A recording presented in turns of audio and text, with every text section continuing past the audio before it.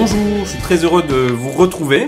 Vous savez qu'un des principes de la vie chrétienne, c'est que les difficultés peuvent devenir des lieux de bénédiction de Dieu. Et lorsque nous avons la foi, son amour a une puissance particulière pour transformer le mal en bien. Alors ça tombe bien, puisque ça va assez mal en ce moment, et Dieu est là, mais il n'agira pas sans vous, sans votre foi. Alors dans cette vidéo, je voudrais partager quelques pistes pour sortir de la morosité et mettre en œuvre la grâce de Dieu dans nos vies. Ensuite, je vous dirai ce que nous vous proposons concrètement pour vivre le dimanche. Et enfin, je vous donnerai une petite mise en bouche pour l'évangile de ce dimanche. Alors tout d'abord, c'est le temps de l'espérance, à contre-temps de notre société. Il y a des points sur lesquels c'est important d'être en phase avec notre monde et d'autres sur lesquels il ne faut pas avoir peur d'être à contre-courant. Et aujourd'hui, on est devant un discours de la peur et du désespoir, et c'est annoncé dans l'évangile de Saint Luc, particulièrement au chapitre 21. Les nations seront affolées et désemparées, les hommes mourront de peur dans l'attente des événements qui doivent se produire. Et pendant ce temps, nous dit Jésus, redressez-vous et relevez la tête, car votre rédemption approche. Alors cette peur que nous retrouvons partout, elle n'est pas de Dieu, et de plus, elle est inefficace et elle conduit à la démobilisation. Alors vous savez que dans le scoutisme, on apprend aux jeunes à sourire dans les difficultés. Alors moi, je vous invite à une attitude prophétique qui vous mettra vraiment sous la bénédiction de Dieu. C'est la bonne humeur. Alors Mère Teresa fait comme prière, « Si je suis triste, Seigneur, donne-moi une personne à consoler ». Eh bien, je crois qu'il y a pas mal de boulot en ce moment et ça nous donne beaucoup de raisons d'être de bonne humeur. Alors, vous allez voir apparaître sur l'église Saint-Sébastien une banderole sur laquelle il est écrit « Vivez en paix et le Dieu d'amour et de paix sera avec vous ». Alors ça, c'est pas trop dans l'air du temps, c'est même un peu décalé, mais ça fait du bien. Et de même, chaque vendredi à 18h, nous essaierons de mettre en ligne un message d'espérance. Donc connectez-vous à Dieu, priez pour avoir en vous la paix et la joie et pouvoir la transmettre autour de vous.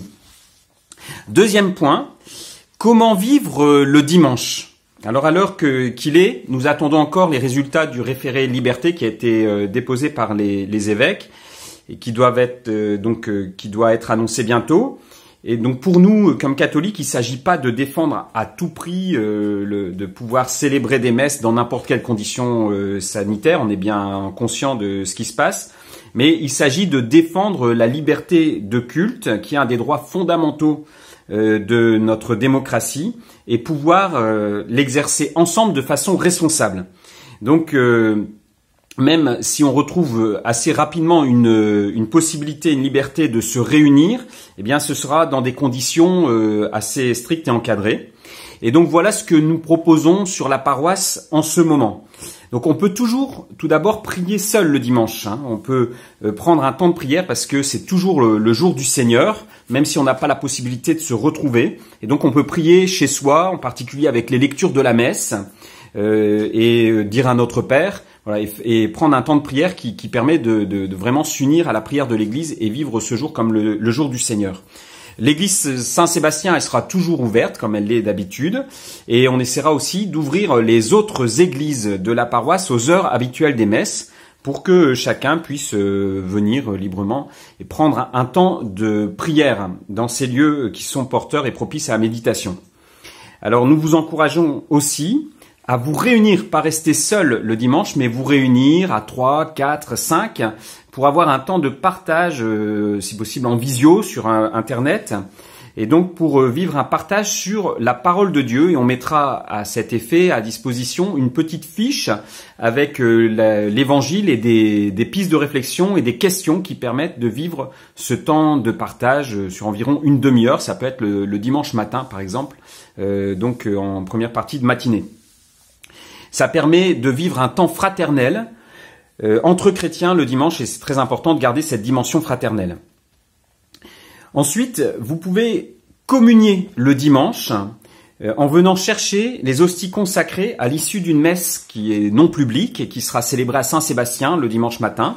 Donc vous pouvez venir entre 10h et 10h30 à l'église Saint-Sébastien, muni d'une custode pour recevoir ces hosties pour votre foyer. Donc c'est une personne par foyer qui peut venir et prendre le nombre d'hosties nécessaires.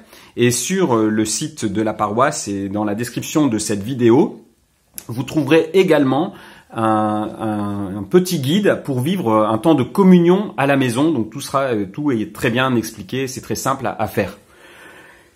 Ensuite, il y a la messe qui sera diffusée sur cette chaîne YouTube le dimanche à 11h. Donc ça permet de s'y associer, de vivre ensemble en communion les uns avec les autres ce temps de l'Eucharistie dans la communion spirituelle.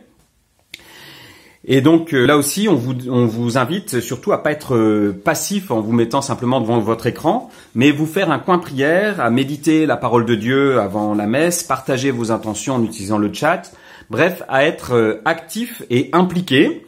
Et donc, si vous vivez de façon plus impliquée, ça vous donnera aussi beaucoup plus de joie. Et enfin, je vous donne, pour finir cette vidéo, quelques pistes sur l'évangile du dimanche. Donc ce dimanche, nous entendons la parabole des 10 vierges. Donc Jésus parle de ce retour de l'époux qui est attendu dans la nuit. Et 10 vierges l'attendent, 5 ont prévu de l'huile pour leur lampe et 5 n'ont rien prévu.